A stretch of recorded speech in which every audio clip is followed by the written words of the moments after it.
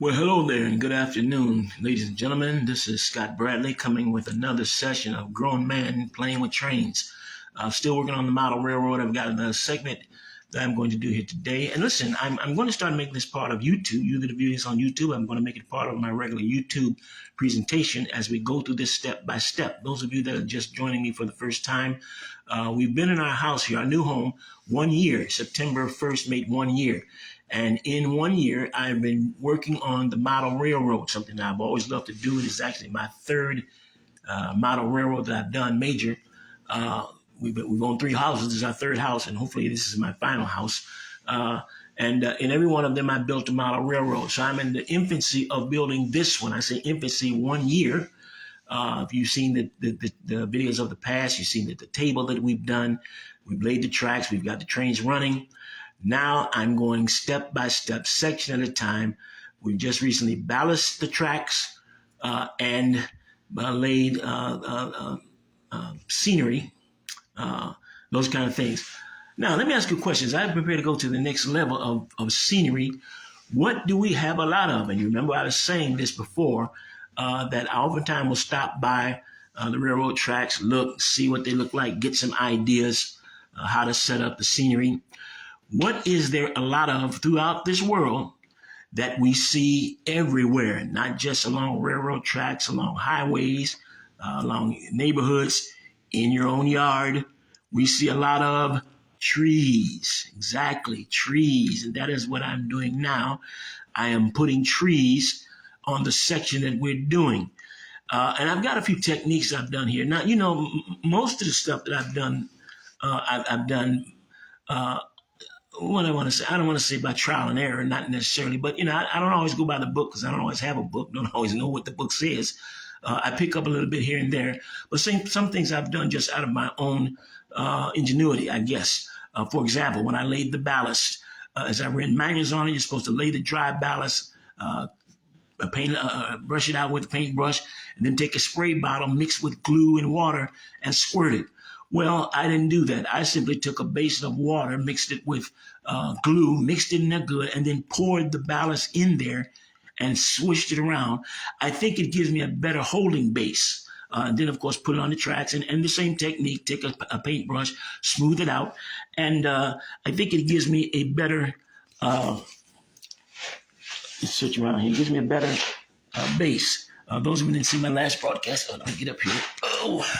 And there you see the ballast laying on the tracks there. And I think, again, it gives me a better base, a stronger base. As you can see, that it's not all loose. So that's what we've done. And, of course, you see the scenery that we've done. Now, what about trees? What about trees? I'm going to show you something here, something that I've been doing. Let me flip it back so you look at me because I don't want to jump ahead of myself. But, again, I was at the hobby shop the other day, in fact, getting more scenery, things for scenery, and other variables. And I was looking at a particular, where is it here? This right here. That's, what does it say there? Forest blend, which again basically is part of the scenery. I was asking the guy at the hobby shop there, can I use this to make trees? He said, well, sure you can. He said, we've even got little plastic stumps here that you want to get. Well, I saw he was just trying to sell some more stuff. But I feel like there is an easier way, not necessarily a better way, and eventually I may buy some of those stumps. But what I'm doing right now, I simply went out into the backyard and got some twigs. All those are twigs, which is what the plastic stumps look like, just like that. I went out there and picked twigs. There you can see. And what I did, after I picked the twigs, I took them in the microwave and let them run about 10 seconds in the microwave. The reason I did that is because I wanted to get all of the moisture out and even harden it. Some of them were green or, just fresh off the tree. They still got moisture in them. I went on ahead and that Miller Lite is not beer. That's the back of a study guide there. So you don't think I'm drinking beer. No, I do not drink beer. That's part of an old study guide. I'll show that to you. Cleared up. An old Chicago Bulls study guide. As you may know, I was the Chicago Bulls team chaplain for 37 years, and they would give those study guides out every year, or those media guys out every year. Getting back to this, so again, that's not. I don't have a case of beer here. Let's clear that up right away. These are the twigs, and what I did after I put them in the microwave, then I spray painted them. Spray painted them. In fact, some more I need to do here. To turn these over. Spray painted them with just a natural brown. You know, and again, it pretty much looks like what it is anyway. Again, let me get this here. I want to spray paint this as well. This side. There we go. Let that dry. Now, what I've done afterwards, and I've already done it some, I'm going to show you step by step. Here you see some of the trees that I've done earlier today. I've more or less planted them, for lack of a better word, planted them into the scenery. Now, remember when I talked about this scenery, this basically is styrofoam, you know, underneath. And of course, when I did that, I took the styrofoam cakes, put them down, glued them down. Then I went over them, took some paper towels wet and watered them, put them in here to give you the different levels of terrain here. And then, pardon me, afterwards, I took plaster strips and covered them up, let everything dry, and then spray painted it. And then, of course, I've been putting in the shrubbery, the grass, wild grass is what that is there, and other various things. Still doing a few more things, put the telephone poles in there. But now that I have the trees and the twigs, I took them and simply put them into the ground through the styrofoam underneath. In fact, I even have my screwdriver here, my little miniature screwdriver. If I have trouble, I can just simply punch into the ground there and make a hole, which is what I think I'll do for demonstration. Tell you what, there we go. I'm going to punch a hole there. All right. And then take one of these trees, stumps, and put it in the hole. Oh, where's the hole? Oh, there it is. Put it in the hole, and I put in there. And so now my stumps are standing. These, of course, will all be covered with the tree foliage. Now, one of the things I noticed about the railroads, again, going back to my watching and observing, is that there are a lot of trees. You know, a lot of time I look at model railroads, and I don't say this in negative things the way they do it. They probably just can't afford to buy them tree stumps. Or maybe they haven't thought of just going out in the backyard and getting some. But, you know, I see that sometimes they have maybe one or two trees. Railroads, there are trees all over. Along the highways, there are trees all over. And so I'm going to try to get as many trees as I possibly can along this curvature here. And throughout the layout as we go around, of course, there'll be trees all along the side. And I'm trying to get this as realistic as possible. Once I start working on this area here, this is the next section that you see that I'll be working on, because I said to you before, I'm working on a section at a time. This is the next section here. Once I get this pretty much underway and for the most part completed. I like the way it's looking. I think it's starting to look very realistic. And leave your comments. Tell me what you think. It's starting to look realistic. Starting to even remind me of places. Just this little section right here. And so as I'm working with the trees, here's another one here, a couple of stumps here. Working with these trees, I'm going to put foliage on them. And again, I hope to have as many, this area here that I'm looking at, I'm going to have trees all along here, even going all the way toward the back there. Same here. Let me get the line of camera up here. All along here, trees. And again, one of the prettiest things on a model railroad is when you see the train coming around the bend and you see it coming through. I think that's cool looking. So that's what I'm doing. That's where I am. Trees galore.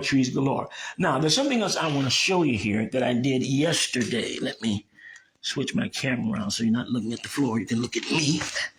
You can look at me as I slide under the table here. I told you about the various yards that I'm doing, that I'm going to have. And I did this yesterday. I was at the hobby shop yesterday, as I stated before. Oh, let me stand up here. And I went and got some more switches because I'm looking at what the hump yard is going to look like. I told you before, the hump yard is where rail storage is. And I've got the switches, and I put this together. This is what I'm looking like. Again, the rough stages are not complete. I just kind of look to see what it's going to look like to have a hump yard and how many tracks I can fit all in this area here. All this area is going to be a rail yard. It's going to be pretty long. again. And I'm looking at this here, how it's going to look, the switches and how I'm turning them out. I think I probably could. This yard will hold, or this present link will hold 6 tracks. And I measured how many cars. I can probably put about 10 to 12 cars on each track. And again, this is the short end, it's not extended yet. But once I extend it all the way down, which means that I can probably, in my yard, the way it's looking now, at maximum, I could probably store maybe 80, 90 rail cars in the yard. My last railroad, I had over 100 rail cars and over 10 engines. I expect to be able to do that, if not more, this time. And particularly since this is going to be one of 3 yards. Now, my other railroad, I had 2 yards, and I think my other hump yard, I had 8 tracks. I can probably put 8 tracks in here. In fact, I plan to have 2 storage staging tracks over here on this side. On the other side, in between, the track should be able to run that way. And that'll be the staging yard where I put the trains together before I run them onto the main line. One of the things I'm going to have to do as we get over here, and again, you have to excuse all this junk that's on the table. This will be the close of the yard. It will come this far and go straight along and then close out. That's why I have that Y, which is called a Y switch here. It'll go in this area and it'll just connect, switches out and connect. And so this is what I have in mind. And again, I just put that together. I'm really ahead of myself doing that, but I just wanted to put it together to see what it looked like so I can estimate in my mind what it's going to look like. Now, when this comes together, and it may be another year, who knows, depends on how I feel, depends on how often I work with it, depends on what I do. But when it comes together, I think it's going to be fantastic looking. I'm going to enjoy it. And this is what I do with this hobby. So this is where we are. This is where we are. Again, this extension here is part of the hump yard. Hey, can you see what that says on that Union Pacific, what that says underneath there? It says Cassie Bear. Cassie Bear, and of course got a little heart there. Cassie Bear is what I call my wife. And so I put her name in graffiti on one of the rail cars. Cassie Bear, I showed that to her. She got a kick out of that. And again, graffiti is on boxcars. I dare you now, because you don't see it on these all clean, but I dare you now to look at a train and see if you see a boxcar that does not have graffiti on it. I wonder who these people are that get out here and spend the time in the rail yards or wherever doing graffiti on these cars. Well, I'm gonna put as much graffiti as I can. I've got the colored markers, and I'm gonna put as much graffiti on there as I can. I'm gonna do one for my daughter, put her name on there. I call her Lil Weep. My son, whom I refer to as Football, my daughter, who I refer to as Little Honey, all their names are going to be famous as part of graffiti on the model railroad. All right. God bless. So that's where we are. So again, I'm in the process of taking some of this foliage, putting it on these tree stumps, and the next time I talk to you, you should see the finished product. Until next time, Scott Bradley, grown man playing with trains.